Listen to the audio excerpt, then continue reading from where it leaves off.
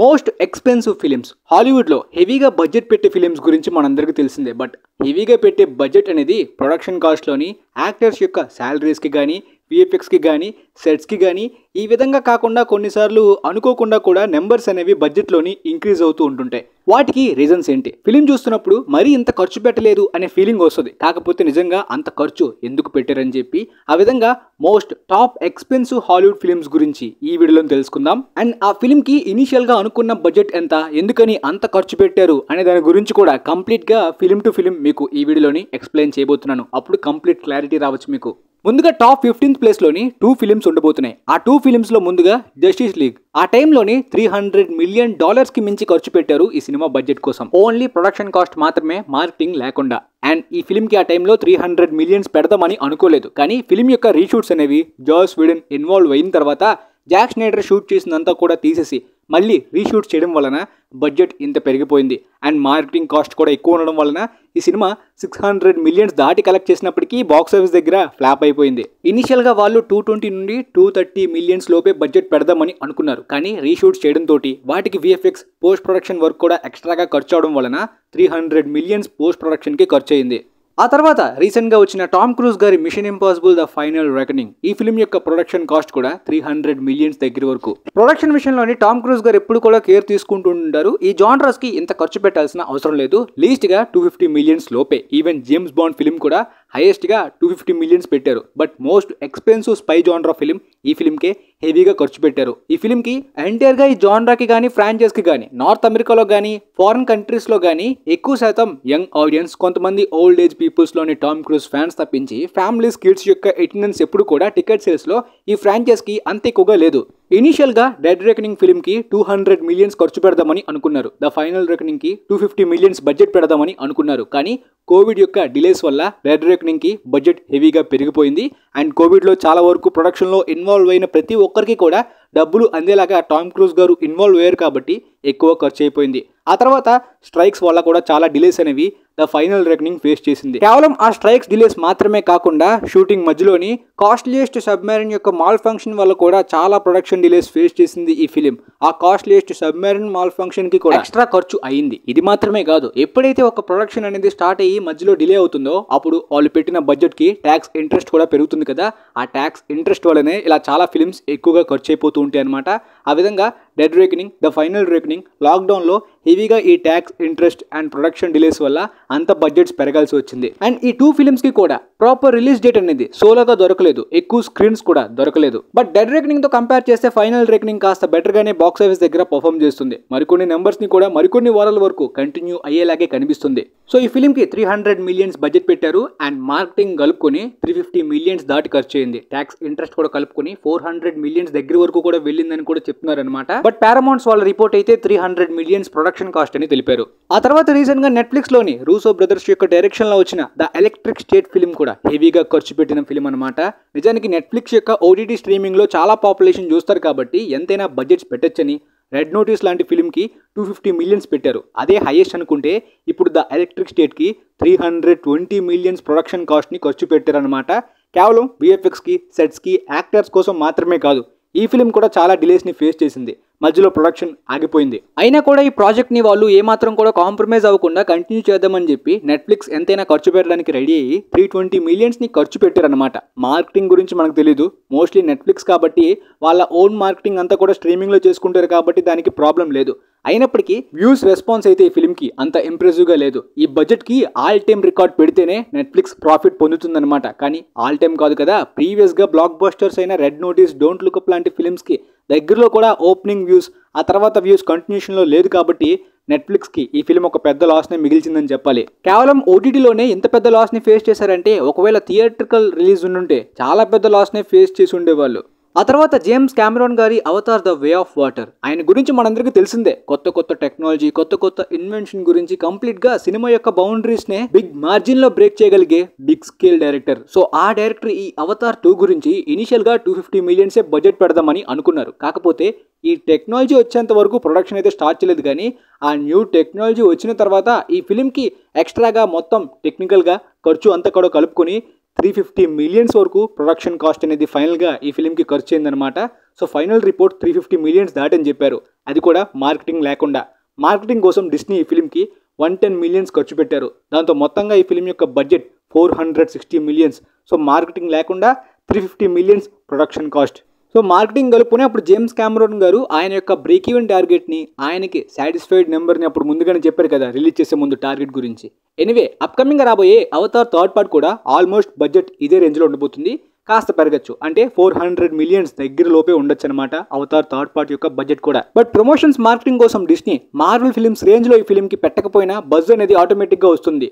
ఆ తర్వాత 12th ప్లేస్లోని the Marvel's.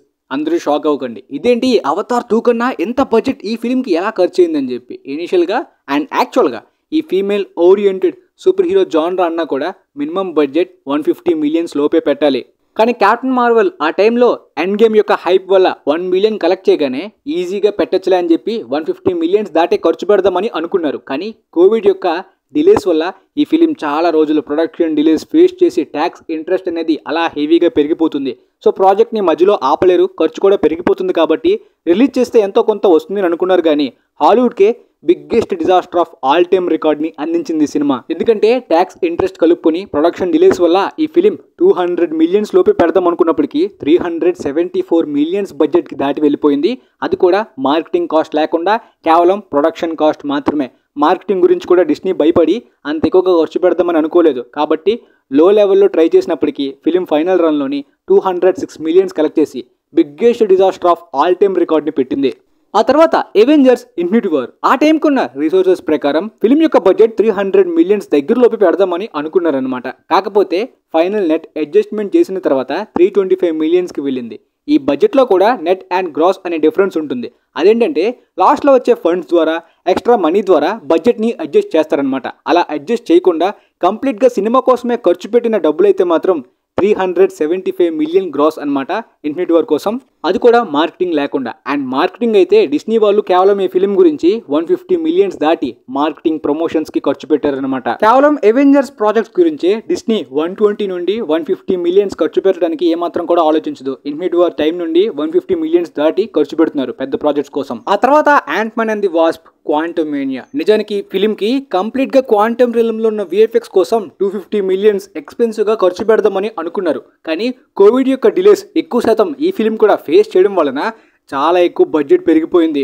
And ఫిలింకి ఎక్కువగా నెగిటివ్ రివ్యూస్ రావడం వల్ల కూడా బాక్స్ ఆఫీస్ దగ్గర పెద్ద డిజాస్టర్ అయిపోయింది.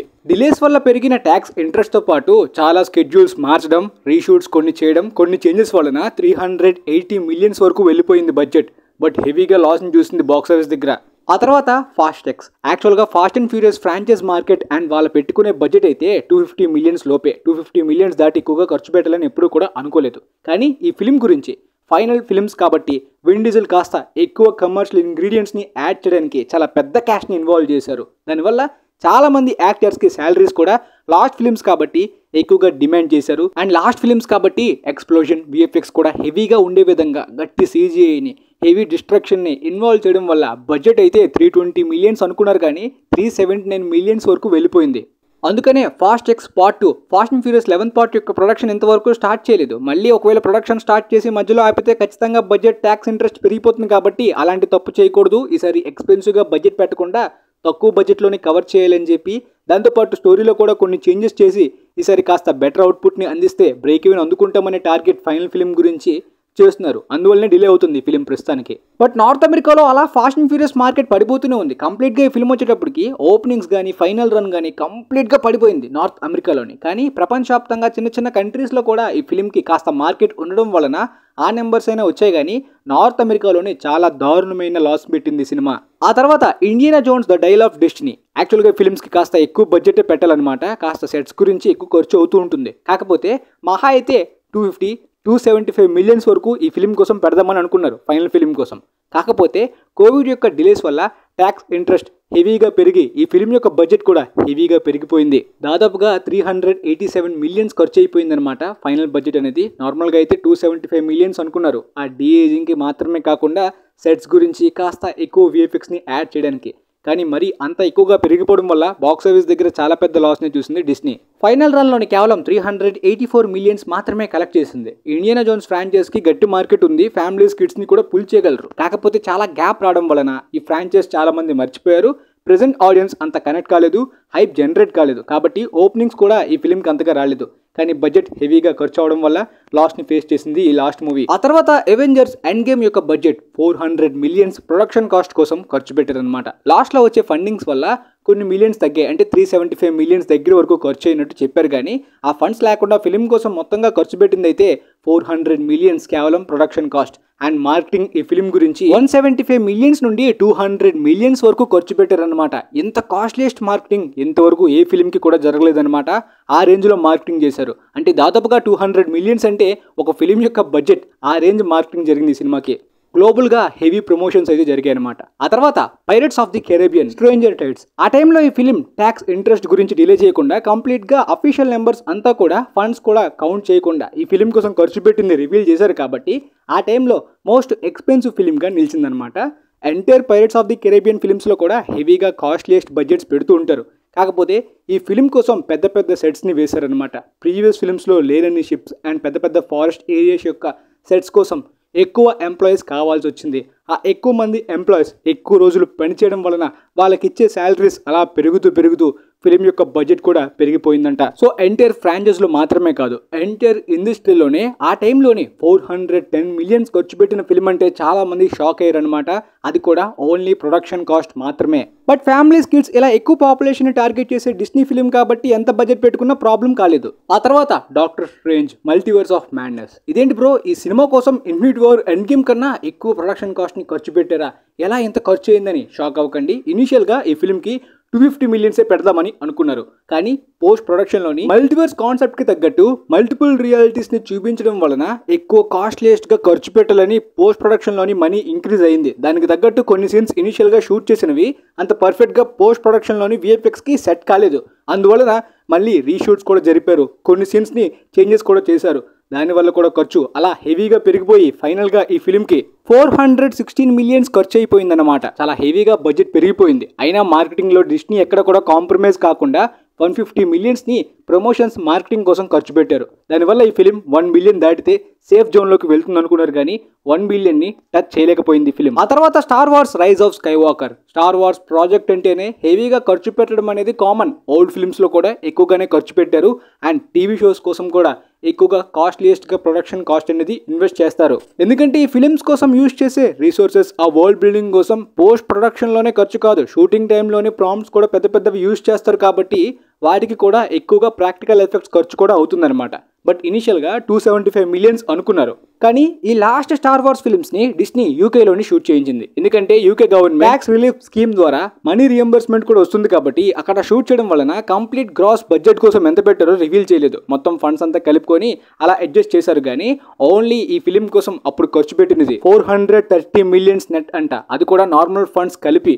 అంటే నార్మల్ ఫండ్స్ తీసేస్తే 503 మిలియన్స్ ఖర్చు పెట్టారంట కంప్లీట్ ట్యాక్స్ ఫిల్లింగ్తో కలిపి. బట్ నార్మల్ ఫండ్స్ ఎలానో కౌంట్ చేయరు చాలా ఫిల్మ్స్కి, కాబట్టి 430 మిలియన్స్ అనుకుందాం ఫైనల్ బడ్జెట్ ఈ ఫిల్మ్కి. ఆ తర్వాత అవెంజర్స్ ఏజ్ ఆఫ్ అల్ట్రాన్. అవును, ఇన్ఫినిటీ వార్ కన్నా ఎండ్ గేమ్ కన్నా చాలా ఎక్కువ ఖర్చు అయింది. ఎందుకంటే పోస్ట్ ప్రొడక్షన్లోని ఈ ఫిలిం చాలా ప్రాబ్లమ్స్ని ఫేస్ చేసింది. మొదట అనుకున్న ఆ అల్ట్రాన్ అవుట్పుట్ అయితే మాత్రం ఆ అల్ట్రాన్ బాట్స్ తోటి అంత పర్ఫెక్ట్గా యాక్యురేట్గా రాలేదంట. దానివల్ల పోస్ట్ ప్రొడక్షన్లోని మళ్ళీ కొత్త ప్రాబ్లమ్స్ ఫేస్ చేసి మళ్ళీ న్యూ వర్క్తో అయితే మాత్రం ఆ అల్ట్రాన్స్ యొక్క విఎఫ్ఎక్స్ని బెస్ట్ అవుట్పుట్ ద్వారా తేగలిగారంట. సో మొదటి అవుట్పుట్ అయితే అంత బాగా రాలేదు. దాంతోపాటు డిఫరెంట్ కంట్రీస్లో కూడా ఈ ఫిలిం షూట్ చేయడం జరిగింది. దాంతోపాటు సెకండ్ పార్ట్ యొక్క హైప్కి తగ్గట్టు ఆ టైంలో యాక్టర్స్ యొక్క శాలరీస్ డిమాండ్ కూడా అడిగారు ఎక్కువగా. అందుకనే ఆ తర్వాత నుండి డిస్నీ కొత్త శాలరీ డీల్ని కూడా కుదుర్చుకుంది యాక్టర్స్తో. ఇలా ఎన్ని ప్రాబ్లమ్స్ ఫేస్ చేసిన ఫైనల్ బడ్జెట్ ఈ ఫిలిం కోసం 446 మిలియన్స్ అయ్యిందనమాట. ఆ తర్వాత మార్కెటింగ్ కోసం 130 మిలియన్స్ ఖర్చు పెట్టారు. అయినప్పటికీ బాక్స్ ఆఫీస్ దగ్గరే ఫిలిం సేఫ్ అయిపోయింది.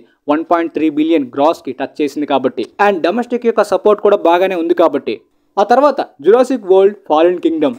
మూవీ టీమ్ 2 డిఫరెంట్ ప్రాబ్లమ్స్ని ఫేస్ చేసింది ఫిలిం కోసం. ఎందుకంటే పార్ట్ 1 హెవీగా సక్సెస్ అయిన తర్వాత పార్ట్ 2 యొక్క స్టోరీకి తగ్గట్టు ఎక్కువగా హెవీ టెక్నికల్ వర్క్, అంటే పోస్ట్ ప్రొడక్షన్లోని హెవీ CGI వాడాలి. దానికి తగ్గట్టు ఆ రీసోర్సెస్లోని పోస్ట్ ప్రొడక్షన్ ప్రాబ్లమ్స్ని ఈ ఫిలిం ఫేస్ చేశారు. దానికి తోడు యాక్యురేట్గా ఉండే లొకేషన్స్ కోసం ఫారిన్ కంట్రీస్లో, చాలా ఫారిన్ కంట్రీస్లో కూడా ఈ ఫిలిం షూటింగ్ జరగడం, అక్కడ ఎక్కువ రోజులు స్పెండ్ చేయడం, దానివల్ల కూడా ఖర్చు హెవీగా పెరిగిపోయింది. దాంతో ఫైనల్ బడ్జెట్ అనేది 460 మిలియన్స్ వరకు ఈ ఫిలిం కోసం ఖర్చు పెట్టారు. మార్కెటింగ్ కోసం 120 మిలియన్స్ ఖర్చు పెట్టారు అనమాట. ఎందుకంటే ఆల్రెడీ ఈ ఫ్రాంచైజ్కి మినిమం బజ్ ఉంటుంది కాబట్టి ఎక్స్ట్రాగా ఖర్చు ఎట్టక్కర్లేదని. సో ఫైనల్ రన్లోని జస్ట్ సేఫ్ జోన్లోకి వెళ్ళింది కానీ హెవీగా ప్రాఫిట్స్ అయితే రాలేదు ఈ సినిమాకి. ఆ తర్వాత Star wars force awakens number 1 most expensive film ever. Old star wars films తర్వాత ప్రీక్వెల్స్ వచ్చాయి. ఆ తర్వాత వచ్చిన ఈ ఫోర్స్ అవేకెన్స్కి మాత్రం విపరీతమైన హైప్. ఇంతవరకు నార్త్ అమెరికాలోని ఈ ఫిలిం పెట్టిన ఆల్ టైమ్ ఇండస్ట్రీ రికార్డ్ని ఇంతవరకు ఇంకొక ఫిలిం డొమెస్టిక్గా బ్రేకే చేయలేదు. ప్రెజెంట్ టికెట్ రేట్స్ తోటి అప్పుడు టికెట్ ఫుట్ ఫాల్స్ని కంపేర్ చేసుకున్నట్టయితే నార్త్ అమెరికాలోనే ఎలాన్గా ఈ ఫిలిం 1 బిలియన్ని దాటి కలెక్ట్ చేసిందనమాట. ఆ రేంజ్ పర్ఫార్మెన్స్, ఎక్కువ టికెట్ సేల్స్ కౌంట్తో పాటు 250 డేస్ లాంగ్ రన్ కూడా హెవీగా ఆడింది ఈ సినిమా. పోతే బడ్జెట్ విషయంలోని సేమ్ రైజ్ ఆఫ్ స్కైవాకర్ లానే ఫోర్స్ అవేకెన్స్ కి కూడా డిస్నీ వాళ్ళు యూకే గవర్నమెంట్ లోని ట్యాక్స్ రిలీఫ్ స్కీమ్ కి తగ్గట్టు అక్కడ షూట్ చేశారనమాట. బట్ ఈ ఫిలిం ఫేస్ చేసిన ప్రాబ్లమ్స్ ఏమీ లేవు. కానీ విఎఫ్ఎక్స్ కన్నా, ప్రీవియస్ పార్ట్స్లో ఉన్న విఎఫ్ఎక్స్ కన్నా ఈ ఫిలింలోని ప్రాక్టికల్ ఎఫెక్ట్సే ఎక్కువ శాతం యూజ్ చేశారు. పెద్ద పెద్ద ప్రాంప్ట్స్, పెద్ద పెద్ద సెట్స్ అండ్ పెద్ద పెద్ద ప్రాక్టికల్ ఎఫెక్ట్స్ కోసం ఎక్కువ రోజులు టైం తీసుకున్నారంట. అలా ఎక్కువ రోజులు టైం డిలే అవ్వడం వల్ల కూడా బడ్జెట్ పెరిగింది. ఆ ప్రాక్టికల్ ఎఫెక్ట్స్ కోసం కూడా చాలా ఎక్కువ ఖర్చు అయిపోయింది అనమాట. సో విఎఫ్ఎక్స్ కన్నా సమ్ టైమ్స్ ప్రాక్టికల్ ఎఫెక్ట్స్ కోసమే ఎక్కువ ఖర్చు అవుతుంది. కంప్లీట్గా ట్యాక్స్ ఫిల్లింగ్ అంతా కూడా కలుపుకొని 533 మిలియన్స్ ఖర్చు అయిందనమాట ఈ సినిమా కోసం. సేమ్ రైజ్ ఆఫ్ స్కైవాకర్ లానే ఫోర్స్ అవేకెన్స్కి కూడా 500 మిలియన్స్ దాటి గ్రాస్ ఖర్చు అయింది. నెట్ అయితే మాత్రం 480 మిలియన్స్ లోపే ఉంటాయి రెండు ఫిలిమ్స్కి కూడా. నెట్ అంటే ఆల్రెడీ చెప్పాను కదా, ఎక్స్ట్రా ఫండ్స్ యాడ్ అవుతాయి. ఆ ఫండ్స్ తీసేసిన తర్వాత ఇది యాక్చువల్ నెట్. బట్ ఆ ఫండ్స్ తీయకుండా ఒరిజినల్ గ్రాస్ 533 మిలియన్స్ ఖర్చు అయింది బడ్జెట్ కోసం. కేవలం 100 మిలియన్స్ మాత్రమే మార్కెటింగ్ కోసం యూజ్ చేశారు. చాలా ఫారిన్ కంట్రీస్లో స్టార్ వార్స్ చాలా మందికి తెలియదు కదా. అండ్ నార్త్ అమెరికాలోని ప్రమోషన్సే అక్కర్లేదు, అంత విపరీతమైన పాపులారిటీ ఉంది. మార్వెల్ కన్నా స్టార్ వార్స్ ఎక్కువ పాపులర్ నార్త్ అమెరికాలోని. అందువల్లనే హెవీ ప్రాఫిట్స్ కూడా మొత్తానికి ఫిలిం ఫైనల్ రన్లోని ఎర్న్ చేయగలిగింది. సో ప్రస్తుతానికి మోస్ట్ ఎక్స్పెన్సివ్ ఫిలిమ్స్ ఇవన్నమాట. కానీ అప్కమింగ్గా రాబోతున్న డూమ్స్డే మార్కెటింగ్తో కలుపుకునే 1 బిలియన్ టచ్ చేయొచ్చు అని అంటున్నారు అనమాట. ఒకవేళ ట్యాక్స్ ఫిలిం కూడా ఎక్కువగా కలుపుకుంటే మాత్రం ఇంకెంత ఖర్చు అవుతుందో చూడాలి. ఆ ఫిలిం కూడా యూకే దగ్గరలో షూట్ అవుతుంది కాబట్టి అక్కడ ట్యాక్స్ రిలీఫ్ స్కీమ్నే ఫాలో అవుతున్నారు. ఆ తర్వాత ఎవెంజర్స్ సీక్రెట్ వార్స్ కోసం ఎంత ఖర్చు పెడతారో చూడాలి. Pirates of the Caribbean 6th part కోసం ఎంత ఖర్చు పెడతారో చూడాలి. అవతార్ 4th పార్ట్కి కూడా హెవీగా ఖర్చు అవుతుంది. ఎందుకంటే కొత్త టెక్నాలజీ కోసం హెవీగా ఖర్చు పెడతారనమాట, మార్కెటింగ్ కోసం కూడా. మొత్తానికి ఇవన్నమాట. మరి అప్కమింగ్గా ఫిలిమ్స్ ఎంతవరకు బడ్జెట్స్ పెడతారో చూద్దాం. జురాసిక్ వరల్డ్ అయితే మళ్ళీ ఆ రేంజ్లో బడ్జెట్స్ పెట్టే ప్రాబ్లం రాదు. అప్కమింగ్గా రాబోతున్న ఫిలిం అయితే 200-175 మిలియన్స్ లోపే పెట్టడానికి ట్రై చేస్తున్నారనమాట. ఎందుకంటే గెరెత్ ఎడ్వర్డ్స్ గారు ప్రొడక్షన్ విషయంలోని చాలా క్లారిటీగా ఉంటారు. ఎక్కువ బడ్జెట్స్ కూడా తీసుకోరు, బెస్ట్ అవుట్పుట్ని అందిస్తారు కాబట్టి. అండ్ మాన్స్టర్ వర్స్ ఫిల్మ్స్ కానీ క్రిస్టఫర్ నోలన్ గారి ఫిల్మ్స్ కూడా 200-150 మిలియన్స్ దగ్గర వరకే పెట్టేవాళ్ళు. ఇప్పుడు అప్కమింగ్ నోలన్ గారి ఫిల్మ్ కూడా 250 నుండి 300 మిలియన్స్కి వెళ్ళొచ్చంట. అండ్ మాన్స్టర్ వర్స్ యొక్క ఫిల్మ్ కూడా ఇంతకు ముందున్న బడ్జెట్స్కి డబుల్ అయ్యే అవకాశం ఉందంట. అంటే 250 నుండి 275 మిలియన్స్ వరకు వెళ్ళే అవకాశం ఉందంట. మిషన్ ఇంపాసిబుల్ అంత బడ్జెట్ వెళ్ళిందంటే దానికి కారణం డిలేస్ వల్ల ట్యాక్స్ ఇంట్రెస్ట్, కానీ ఓన్లీ ప్రొడక్షన్ కోసం ఖర్చు పెట్టడం రేర్. ఎనీవే మొత్తానికి మీకైతే ఈ డీటెయిల్స్ గురించి కంప్లీట్గా క్లారిటీగా అర్థమైంది అనుకుంటా. వీలైతే మీ ఫ్రెండ్స్లో కూడా చాలా మందికి డౌట్స్ ఉంటాయి, వాళ్ళకి కూడా షేర్ చేయండి. పక్కాగా యూజ్ అవ్వచ్చు అని అనుకుంటున్నాను. And thanks for watching guys.